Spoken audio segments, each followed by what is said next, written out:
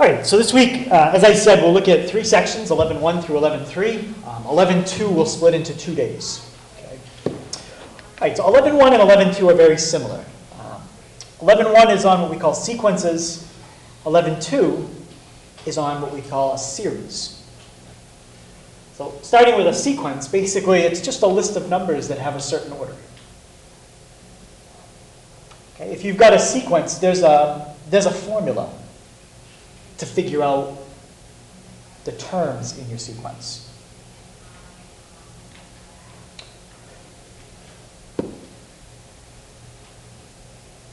Okay, so usually you name a sequence with a letter. So this particular sequence is called sequence B. And the little subscript just indicates the term position in the sequence. So B sub 2 means the second term in sequence B. B sub 10 would be the 10th term. B sub n, that's the nth term.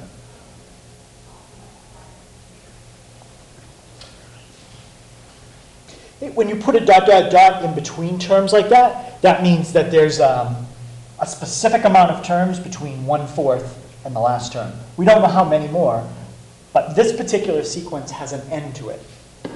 It ends right there. If you put a dot, dot, dot at the end of a sequence, that means that it's an infinite sequence, and it goes on forever. Okay, so dot, dot, dot means at the end means it goes on forever. No dot, dot, dot means it stops. Okay? It might stop at the 2 millionth term, but it stops somewhere. Okay? There's an end. Okay, so in order for a sequence to be unique, there has to be some kind of formula or a rule to calculate each term in the sequence. Some sequences it's pretty easy to come up with the formula for. Okay, some other sequences can be extremely challenging. Okay, in general, the kind of sequences we're going to look at, well, they're relatively straightforward. They fall into one of usually 2 types, arithmetic or geometric. But when you start to get sequences that don't fit those types, then you can even get into using calculus to find the pattern. But again, that's not something we get into. All right, so here's a sequence. This one I'm calling sequence A. I know a couple things about it. It's an infinite sequence. But what I want to try to do is find a pattern for the nth term. Okay, anyone think they can come up with a formula that would tell me how to get the next term? Yeah? Okay, can you explain that in words? To get from 2 to 5, you add 3, and then from 5 to 8, you add 3. So it'd be like, what's the nth term? So to get the nth term, yeah, you're taking the one before it and adding 3. So we just have to figure out a way to write the one before a sub n. N minus 1. Yeah, it's a sub n minus 1. So this means the one before a sub n, and you add 3. Okay, and that's perfectly correct, and there's a name for that kind of formula. Would you put the a sub n minus 1 in parentheses, or does it not matter? Because it's a subscript, you don't need to. Yeah. Now, there is a disadvantage to that one, because if I wanted to know the 100th term off the top of my head right now, what other term would I need to know to figure out that one? I need to know the 99th term. I need to take the one before it and add 3. But then to know the 99th term, I need the one before that and before that. So this type of formula is okay, but it's even better if we can come up with a formula that doesn't rely on that. So like if I wanted to know the 357th term, I could just plug 357 into a formula, do a calculation, and I get the answer. So let's try to think about this a little differently. So what I've written up above is the position in the sequence. First one, the second number, third number, fourth number, and then the nth number. Does anybody see something you could do with 3 to get 8? something you could do, like double it and Sure. subtract 5, or something like that. You could square it and subtract 1. Okay, so we always want to check it and make sure that it works, you know, a few times to make sure that works. If you square that, you get 9, and subtract 1, you get 8. Doesn't work. If you square 2 and subtract If you 1, multiply all of them by 3 and subtract 1, then they all work. multiply by 3 and subtract 1. Because Yes. 4 times 3 is 12, subtract 1, you get 11. 3 times 3 is 9, minus 1, you get 8. 2 times 3 is 6, minus 1, you get 5. Yep. So that's the formula written a little different way. 3n minus 1. Okay, the advantage of the one below is if I want to know the 100th term, I can tell you very quickly. It's 299. I just plug in 100 for n. That's it. Okay, and I'll explain what the names of each of those formulas are in a little bit. Generally, we like this one better. Okay? But the top one is also okay. So any questions on that? We're also going to come up with a way to figure this out. If you're not sure, well, how did they figure out triplet and subtract 1? Because this is a pretty simple sequence, I can show you kind of a process to figure this one out.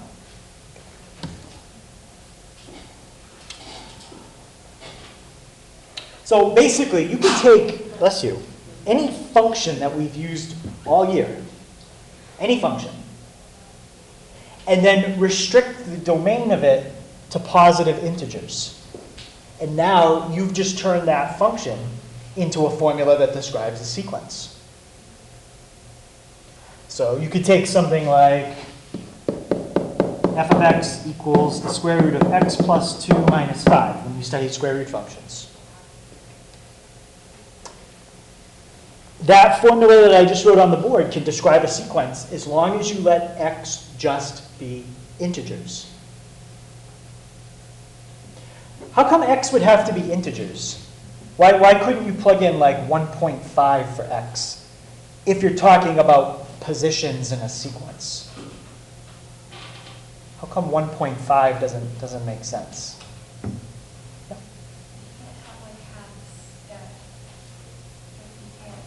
Like in the other one, there's no in between like 2 and 5. Like if you did have 0.5, it'd be like a number in between 2 and 5. Yeah, there's no position between like the first and the second term.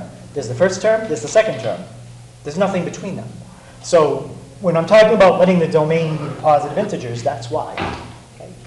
Terms in a sequence they're just positive integers.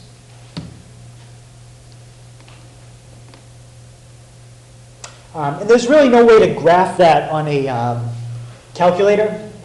Just telling the calculator only use positive integers. Because when you type something under y equals, the calculator is going to let you plug in any number you want for x. I'm not sure if you can restrict the domain to positive integers. Right? But that's the idea. Okay, so think of formulas where you only plug in integers. That's what would make a sequence. All right, so I mentioned this earlier a little bit with the dot, dot, dot. So an infinite sequence is a function that allows you to plug in any positive integer for the domain.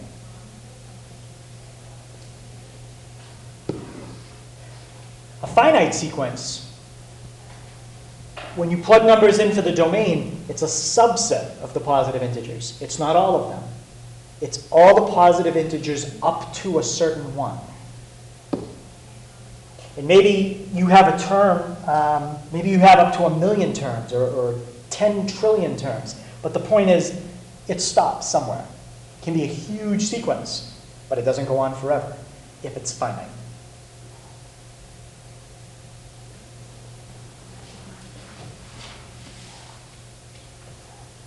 So any questions on the difference between an infinite and a finite sequence?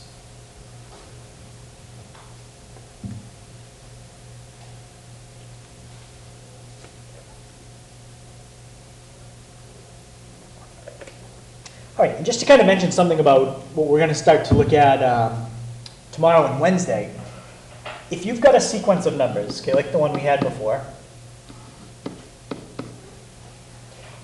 and you add up all the numbers in a sequence, that's called a series. Okay, so that's what we're going to look at on Tuesday and Wednesday, taking all the numbers in a sequence and adding them up. Especially in this case, infinite.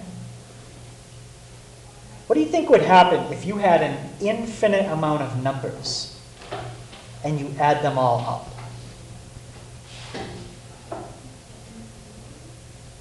You could. If you have an infinite amount of numbers and you add them all up, you could get infinity. Any other thought what could happen?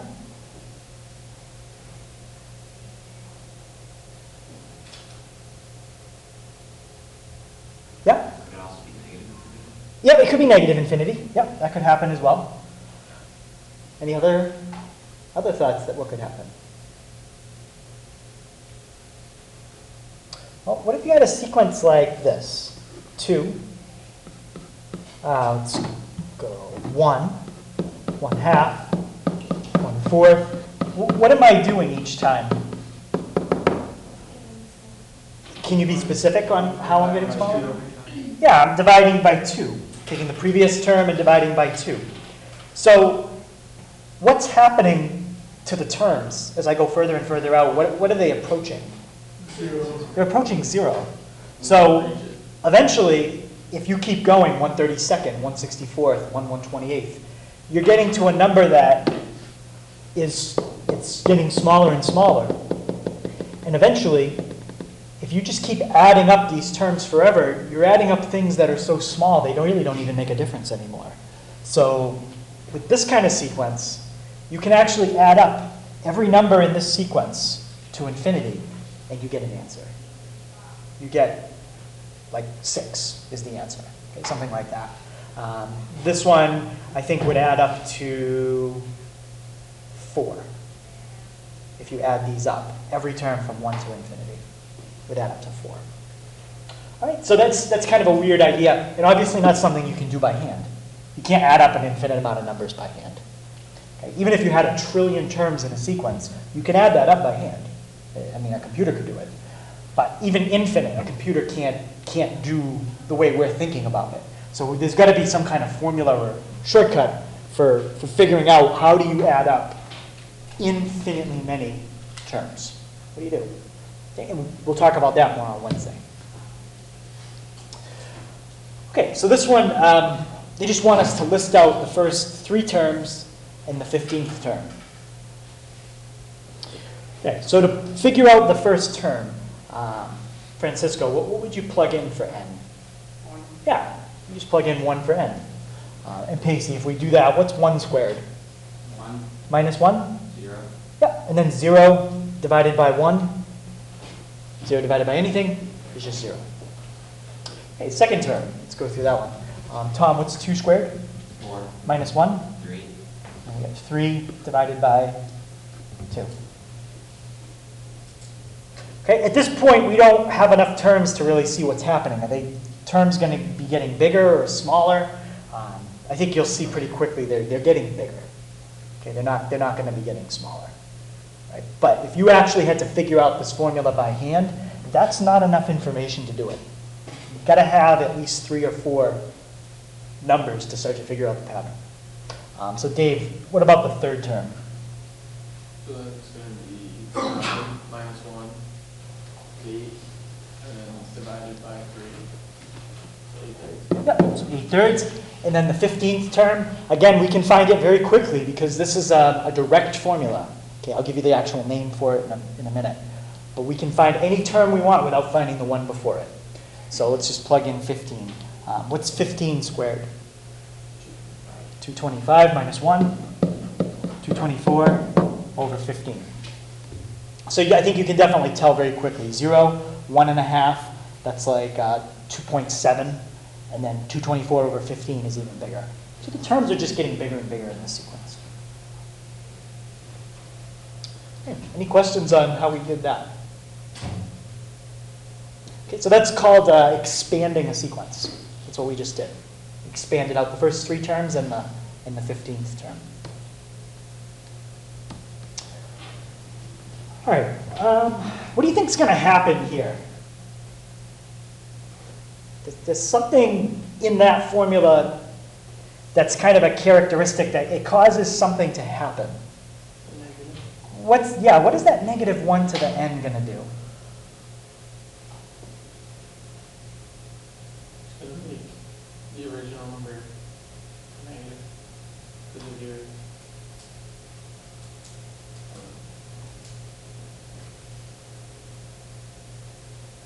Let me guess, what's that? Yeah, Josh? Every odd integer, well, yeah, every odd integer will turn out with a negative number for the 1 minus n. So it's going to go a higher number to a lower number to a higher number to a lower number. And so what else is the pattern there? Can you explain it? So what's happening with each term? For the odd terms, because it's a negative, in the actual equation, you end up getting a negative number Yep. multiplied by a positive number. And what's a negative times a positive? A negative. And then the next term would be Next term would be positive. positive. So this is going to cause an alternation between positive and negative. That's all that -1 to the n does. Okay? And depending on how you want it to start, do you want it to start on a negative or do you want it to start on a positive? You could just change something like that. And now, if it was negative, positive before, now it's positive, negative, positive, negative. Okay, so we can adjust it. Okay, so anytime you see a -1 to the n, that's an alternating sequence.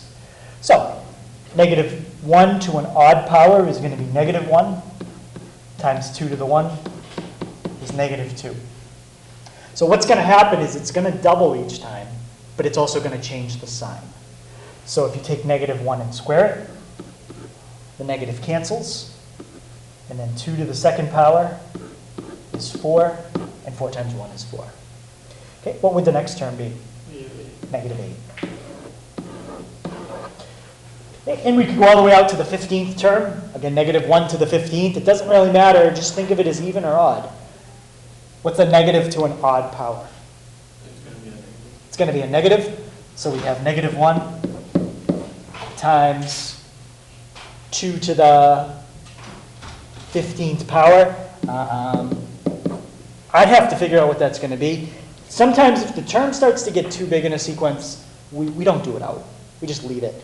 I mean, I don't think this is going to be in the trillions, but it's going to be kind of big, a little bit. So 32,768. Negative. Negative, thank you. Okay, definitely if a term starts to get in like the millions or billions, we don't do it out. Just leave it as an exponential form. Okay, any questions on that? Okay.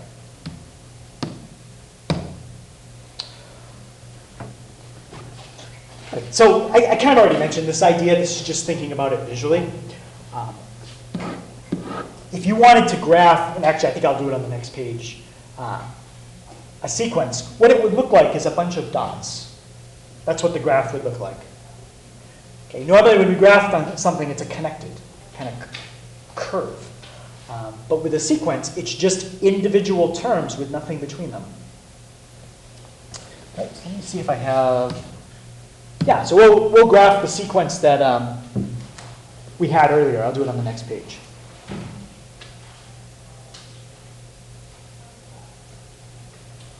Okay, so bottom line, just think of a graph of a sequence as a bunch of dots. That's all that I'm saying right there.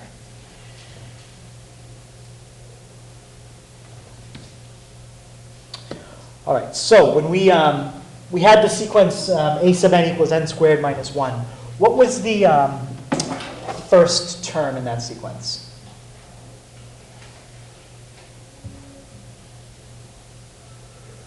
Zero. Okay, so under the first term, so 1 on the x-axis, I'm graphing this point. This is the term number, okay, like the position. This is the actual term value. Okay, how about the second term? What did we get for that one? So for the second term, the 1.5. How about the third term? So 8/3, which is like 2.7. So, and how about well, the other one was it 224 over 15? Yeah. I think that was it. I need a calculator. So that's about 15. Which term was that? Oh, that was the 15th term. I'm going to go off my graph. But if you graph this out, especially if you did some more that you could see, basically, what does this look like? Yeah, it's like a line. And as you get further and further and further out, this really doesn't even make a difference. Think about when you square a number like 1,000,000. If you square 1,000,000, or you square 1,000,000 and subtract 1, it's basically the same thing. So as n starts to approach infinity, a sub n starts to approach this. That minus 1 doesn't even make a difference. And what's n squared divided by n? N. That's basically what your formula will get closer and closer to as n approaches infinity. So if n was 1,000,000, the nth term would basically be pretty close to 1,000,000. Minusing 1 doesn't make much of a difference. Any question on that?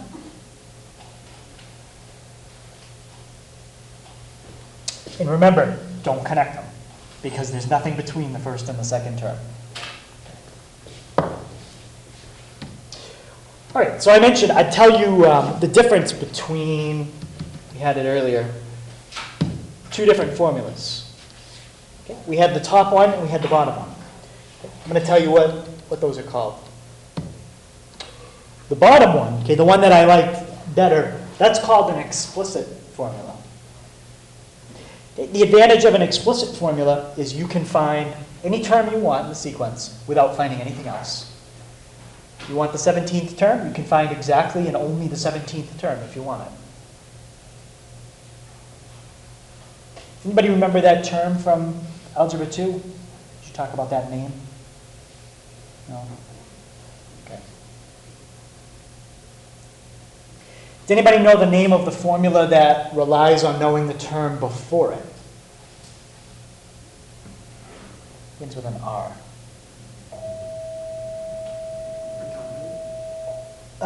Good guess, not redundant. Is anybody in Infotech? Yeah. When you do programming, do you ever call a function from within that same function? I don't know. Oh, you don't do the programming? Well, that's called recursion, when you call a function from within itself. So that type of formula is called a recursive formula. Okay, that recursive formula, to find a term, you have to know the one before it. And the other thing with a recursive formula is they have to start you off with something. So I can't just say to you, okay, here's the pattern. Take the term before and add 5. What's the next term? Well, unless I give you a starting point, we don't know.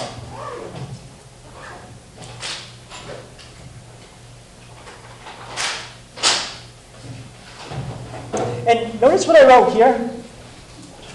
The nth term is defined using the previous term or terms. So you could have something like this. A sub n equals 2. A sub n minus 1 plus 3. A sub n minus 2. What that's saying is to get the nth term, take the term before it and double it. Take the term before that and triple it, and add the results together.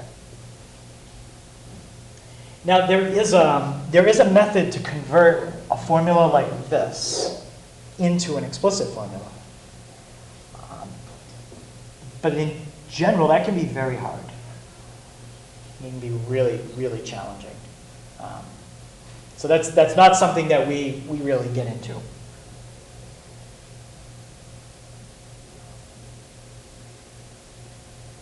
probably not even something you get into in calculus. It's not that doing that is harder than calculus, it's different than calculus. So it's probably something you might do in like a class called number theory. That might be a class you would do it in.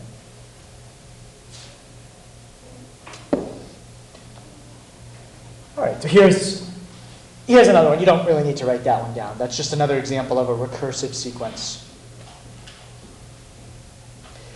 Can somebody just describe to me in words, what does that mean to do? Like if you had to explain that to somebody who had no idea what this notation meant, how do you get the next term in the sequence? Yeah? Take the term before it and subtract one and then Choose the term before it. Yeah, take the term before it. That's what that is. A sub n minus 1. And then add 3. So in this case, it would just be 5 and then 8. Okay, this n minus 1 entire thing is a subscript. Okay. Again, I've never seen it with parentheses around it.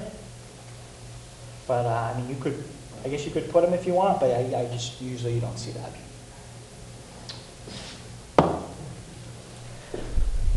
All right, so let's determine the first 4 terms in the 8th term of this sequence. But before we even start, what's the disadvantage here? Especially in finding the 8th term.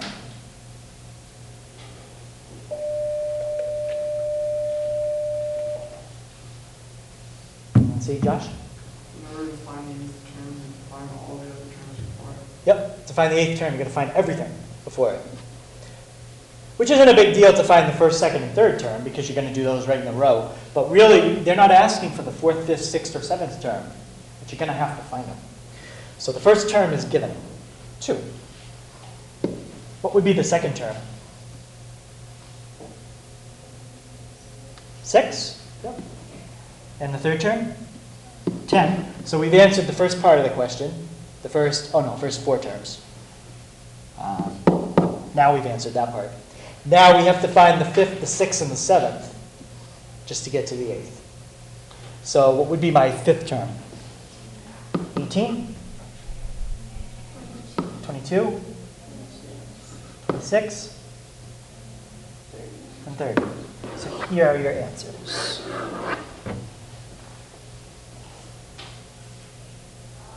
Okay, so any questions on working with a recursive sequence? And there's also a name for this when you add the same number each time, versus like if you had a sequence like 2, 4, 8, 16, 32. That's doubling each time. That's a little different than this kind of pattern. Okay, but there's a name, I'll show you what it is in a few minutes.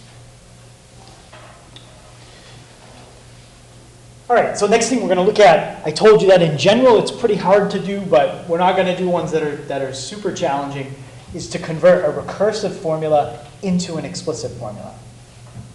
The easiest way to do it is just to list out the first few terms and look for a pattern. Okay, so here's our recursive formula. The first term is 3. Jeff, what's the next term in our sequence?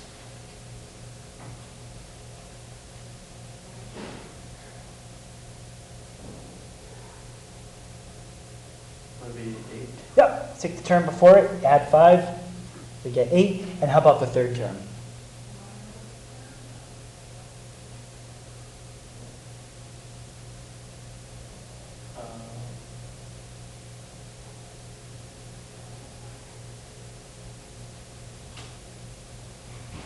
Would be 21. So what did you do to get that? How did you get 21? So you do 3 minus 1 is 2. So this notation right here, Yeah. this just means the term before Oh, a sub n. okay. Would be 7 plus 5 is 12. So what's the term before a sub 3? Oh, 2. A sub 2, Yeah. which is 8. 8. So it'd be 8 minus 1. So this right here, that's the value of everything that's circled. Okay. So think of it like this. A sub 3 is 5 plus A sub 2. And you just told me A sub 2 is 8. Okay. So that'll be 8 plus 5 is 15. 13. Yep. So that's kind of the way you're thinking about a recursive formula. Term before it, plus 5 Okay. in this case.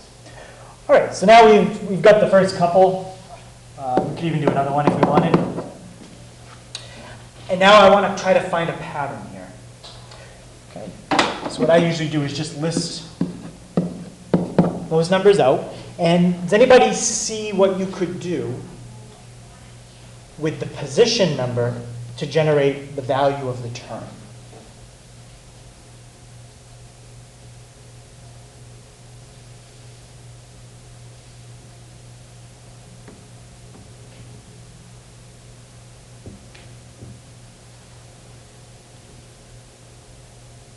See the pattern.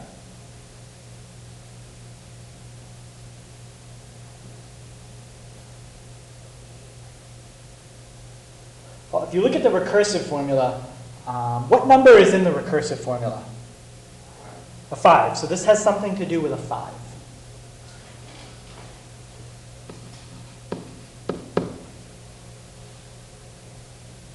You want to say, yep? Yeah. Take the term you want to know, call that n, multiply it by 5, and then subtract 2. Let's check it. Let's check out the fourth term and see if it works. What's 5 times 4? 20. Take away 2 is 18. Let's try the third one. 5 times 3 is 15. 15 take away 2 is 13. So that works. So now if I wanted to know the 100th term, without thinking about this add 5 every time, I would just say 5 times 100 is 500, minus 2, 498. So I can find the 100th term very, very quickly using that formula. Any questions on why that formula works? If you're still not sure on how did they figure out multiply by 5 and subtract 2, I'm going to show you a shortcut to do that in a second.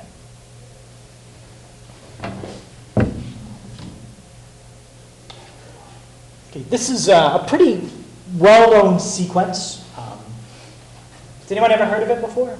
Fibonacci sequence? There's all kinds of different things you can study about this sequence. We're not really studying this particular sequence at all. We're just going to look at how to generate the terms in it. Anyone explain to me what this formula is saying in words? How do you get the nth term in the Fibonacci sequence?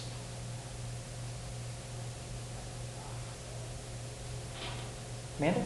So if you were trying to find the third term, you do the second term plus the first term. Yep, to find the third term, you would take the second term plus the first term. And can anybody generalize that? So you can take the one before it and then 2 terms. Yep, so to find the nth term, you add the previous 2 terms. So that's why they had to start you off with both terms here. You have to know both. So let's find the third term. What would the third term be? 2. And the fourth term? 3. The fifth term? 5. How many do they want? 6 terms, so 1 more. 8. And that's the first few terms in the Fibonacci sequence. Okay, any questions on that? So do they always have to be the first term? If it's recursive, yes. If it's recursive, they have to give you a minimum of the first term. They may even have to give you the first couple. It depends on how many terms the recursive formula uses. Does it just use the term before it, or does it also use the one before that? And if it uses the one before that, then they're going to start you off with 3. Yep. Don't try to find an explicit formula for this. You'll get stuck very quickly. It's pretty challenging to find the explicit formula. and we don't look at that. Right? But that's the Fibonacci sequence. So one of the most popular recursive sequences that's in math. Has anybody ever seen this triangle before? Does anybody know the name, what this triangle is called? This is called Pascal's triangle.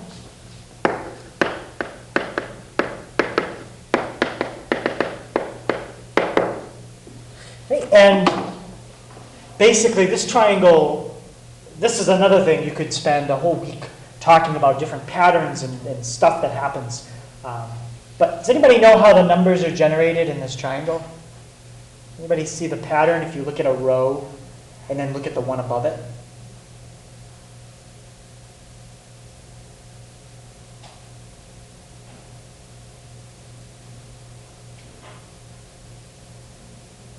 Well, focus on this one number. Let's look at the 3.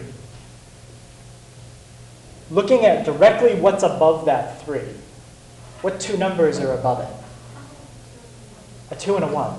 And how can you get a 3 with a 2 and a 1? You add them. So to get any number, you take the two that are directly above it and add them together. That's the pattern. And there's ones always going down the outside edges. Okay? So to get a 6, you add a 1 and a 5. Okay? That's how you generate this triangle. We're going to talk about these numbers more on Wednesday. They also mean something else. But I just want to show you something kind of interesting with what we just did on the last page. What I've drawn here is some diagonals. Okay? And I'm going to have these diagonals. I'm just going to line them up just like that. Okay? And I want you to look at the first diagonal, the one at the top. And I want to write down the numbers that it goes through. Okay? And when I say goes through, it has to go right through the middle of the hexagon. So if you look at row, like look at that first diagonal, what number does it go through? Yeah, it goes through a 1 right there. Okay. Now, if you look at the next one, what does it go through? A 1 and a 1. Let's see. And, oh, you know what? I think I lined it up 1 off.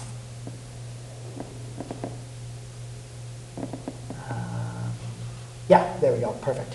So the first one goes to a 1. The second one goes through a 1. Now the third one goes through what? A 1 and a 1, and what do you get if you add that? 2. All right, just went through that one and that one. How about this one? A 2 and a 1, and what do you get if you add that? 3. Let's just do a couple more. What's a 1, a 3, and a 1?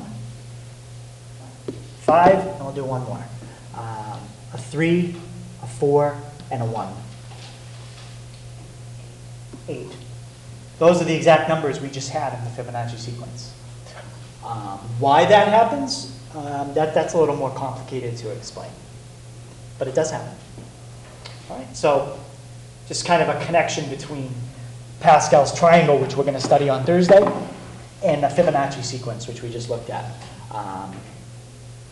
There's also another pattern here. If you look at row 7, 5, 6, 7. Does anybody notice anything about the numbers in row 7?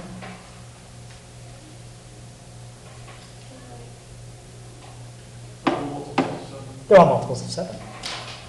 Okay. Every number in row 7 is a multiple of 7. Let's look at row 11. 8, 9, 10. Does this work for 11? I think so. Yeah. Does anybody notice anything about all the numbers in row 11?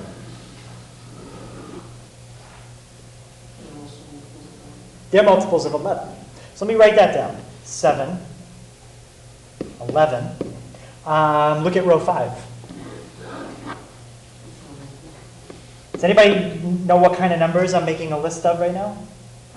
Prime numbers. Yeah. Row 3. Again, I know you might be like, well, wait, the one's on the outside. Well, just look at the numbers that are in the row inside the ones. The 3s, 2s. If you pick any odd or any prime row in this table, every number in that row will be a multiple of the row number. So row 5, everything's a multiple of 5. Row 13, I don't know if we have all the way to row 13, but if we did, every number in that row would be a multiple of 13. So there's all kinds of weird patterns in this triangle. And we'll look at one more thing, but that won't be till Thursday.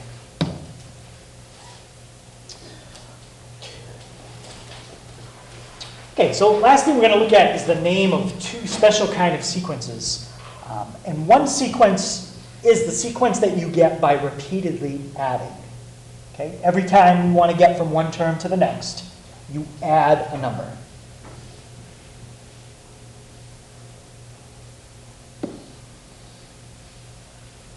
And the number that you add each time is called the common difference. And you might be like, well, wait, you just said what you're adding to get from one term to the next. Why would you use the word difference? Well, if you look at it this way, I'm doing plus 2 each time. What do you get if you do 11 minus 9? 2. How about 7 minus 5? 2. If you take a term and subtract the one before it, you get the common difference. So in other words, the common difference is when you take a term, actually let's write it this way, and subtract the one before it.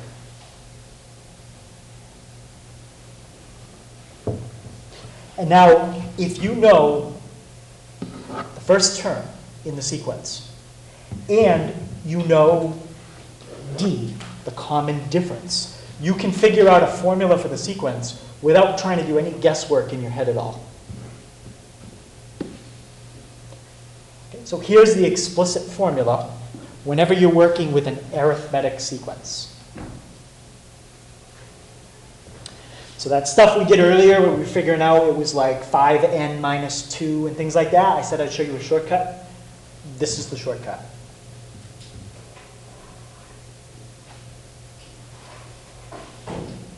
Okay, so the explicit formula is a sub n equals the first term plus n minus 1 times d. And just remember that n represents a position. What kind of numbers are we limited to using when we're talking about positions in a sequence? Integers. So that's what I wrote right here. N is a positive integer. Not even negative. You can't have like a negative second term. Only positive integers.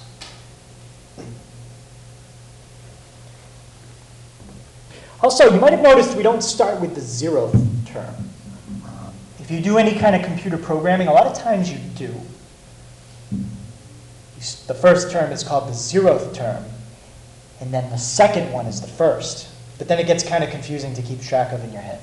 So for us, we don't do it that way. Okay, let's go back and try this formula on one we just did.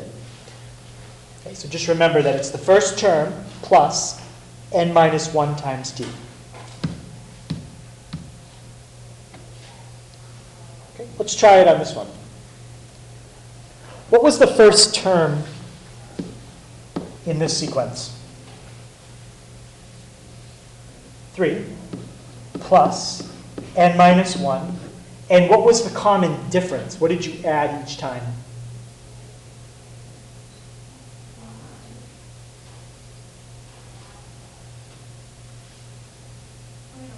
5. I'm looking like, well, wait, that doesn't look the same. What would I have to do to see if this is the same as this?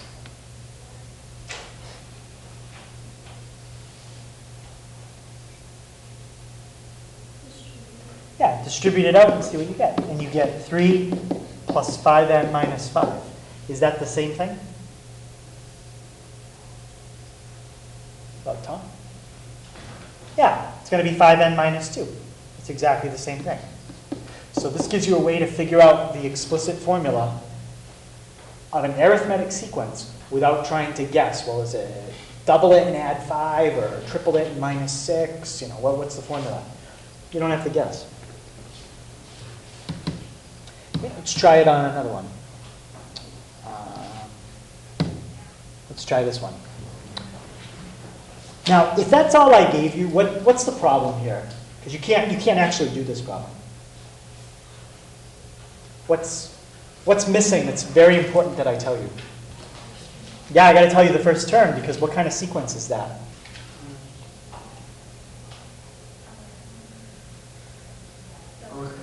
It's the recursive type of formula. So if I don't tell you the first term, you can't do anything. So I'll tell you the first term is 7.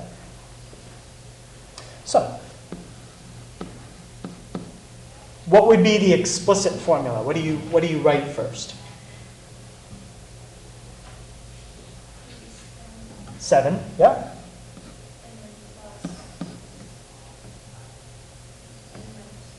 It's n minus 1. And yeah, what's the common difference, or what are you adding each time? 3. And then just do that out.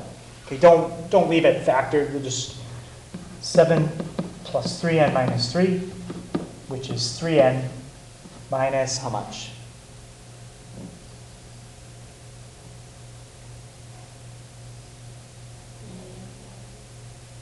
Minus negative 4? Or positive?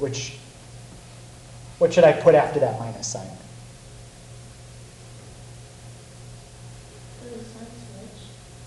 No, just combine like terms. 4. 3n minus 4. Okay. So let's try it. So let me list a few terms out and then see if it works. Okay, first term is 7. That was given to me. Pacey, what's the second term? Do it that way.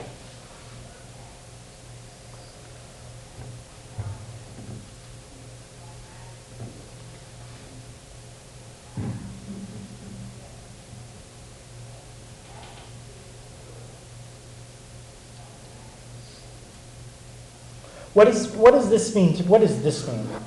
A sub n. The previous term, and then add 3. So if you wanted to know the second term, what's the previous term? 10.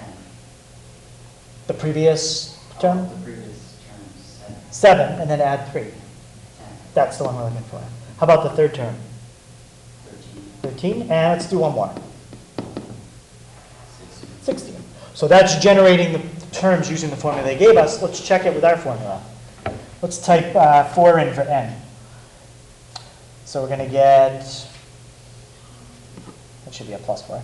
3 times 4 is 12, plus 4. That's what I was asking. Yeah, I don't know why we had the minus. I'm sorry about Because that. you said like minus, and I was like, well, then it's negative 4. Yeah, no, 7 minus 3 is just plus 4.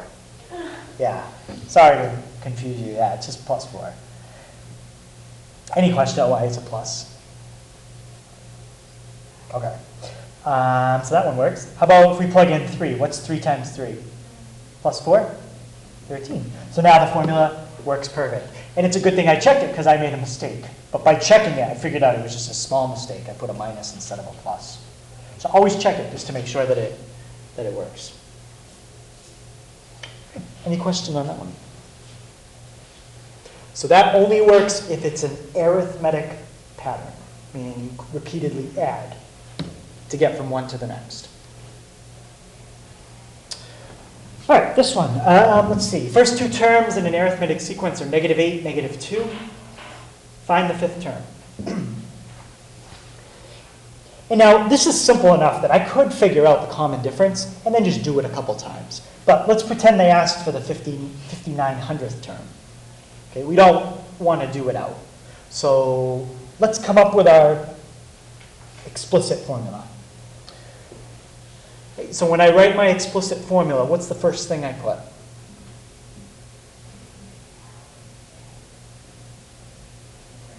the first term, which in this case is -8. Okay, Francisco, what comes next? Plus Yep. and minus 1. Perfect, and -1. And now we need one more thing. D, what's the common difference here? 6. Basically, think about doing this minus that. Or if you want to look at it the other way, what do you add to go from here to here? Plus 6. So if we did that out, we get -n plus 6n minus 6. And I'll let somebody simplify that because I can't do arithmetic. What do you get when you simplify -8 plus 6n minus 6?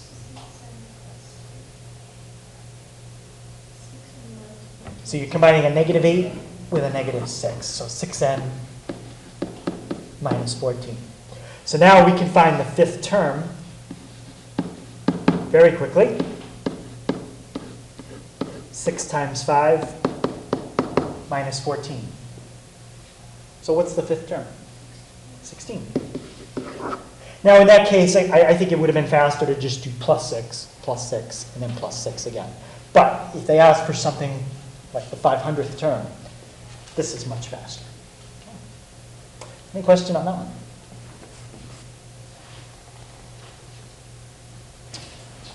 All right. This one, same idea, but a little different what terms they're giving you. What's one thing I'm missing here that's very important to write an explicit formula? I don't have the first term. And if I don't look at the 3, I can't figure out the first term. Okay? But the big hint, what's one word that's very important in the directions for example 8? Yeah, they told me that it's an arithmetic sequence, which means I have to add to get from one term to the next. So, or subtract, add a negative, same thing. So what am I doing each time here to get from one term to the next?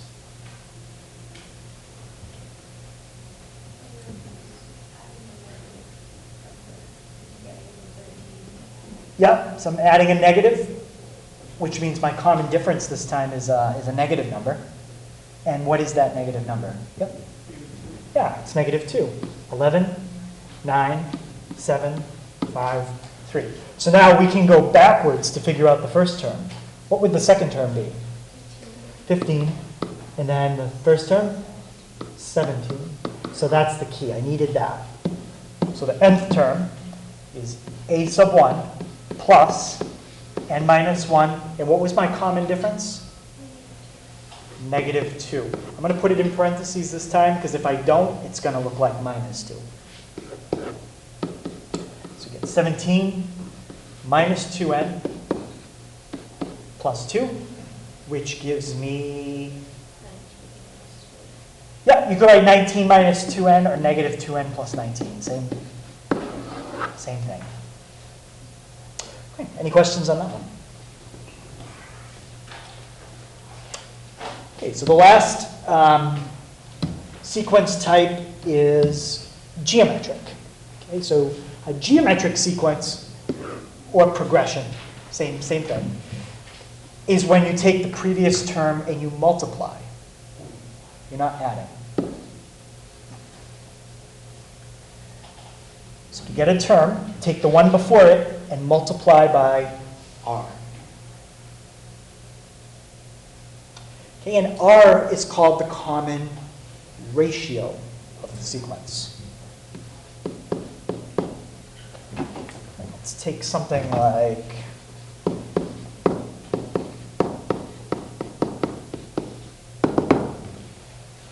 to find the common ratio, take a term and divide by the one before it. What's 24 divided by 12? 2. How about 12 divided by 6? 2. So r in this problem would be 2.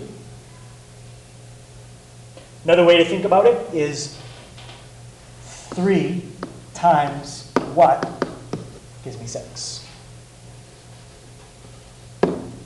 2. Okay, that's the common ratio. Right? So I just usually think of it as take a term, divide by the one before it, and it's just like solving that equation.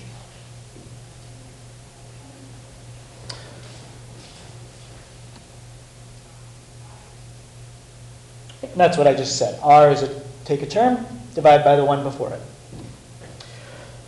So now, when we had a pattern that involved adding the same number over and over and over, okay, that was arithmetic.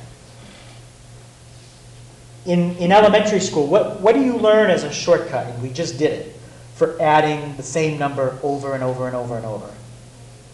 That's multiplication. If I want to do 3 plus 3 plus 3 plus 3, why don't I just do 3 times 4? It's quicker. Now, what's the shortcut for multiplying by the same number over and over? Like times 4, times 4, times 4, times 4, times 4. Yeah, powers. Okay, so this is going to involve exponents. So, the explicit formula for a geometric sequence relies on two things, just like the explicit formula for an arithmetic sequence.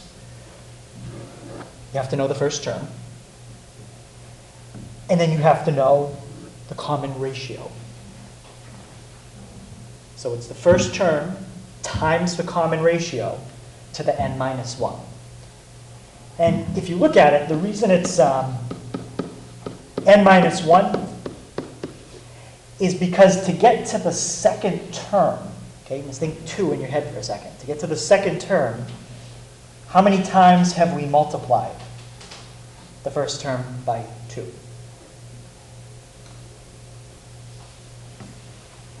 We've only multiplied once. To get to the third term, how many times have you doubled? You've now doubled twice. To get to the fourth term, you've doubled 3 times. So that's why it's always one less than the term you're looking for. To get to the 50th term, you will have doubled 49 times. It doesn't have to be doubling. It could be tripling, or could be halving. But in this case, it was doubling. Okay, so let's finish up by finding an explicit formula for this sequence.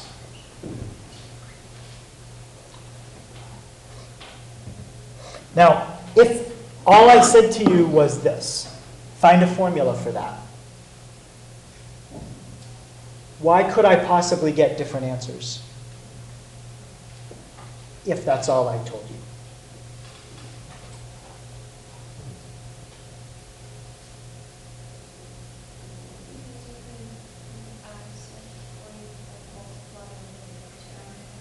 Right, you could be multiplying by -2, or you could be adding 12. We don't know. If you had a third term here, you would know.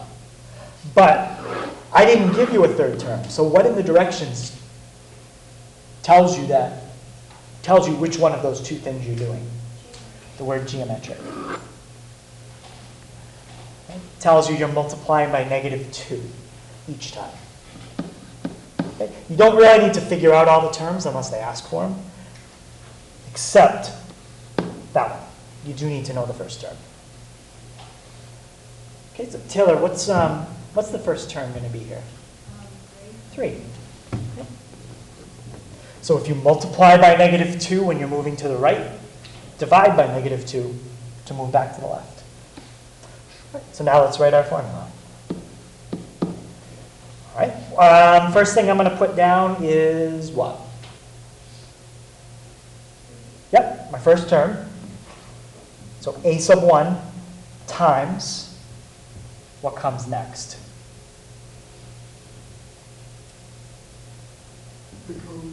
The common ratio. And what's the common ratio in this case? Yep, and anytime you have a negative number in parentheses to a power, that's where you get this alternating positive negative. Okay?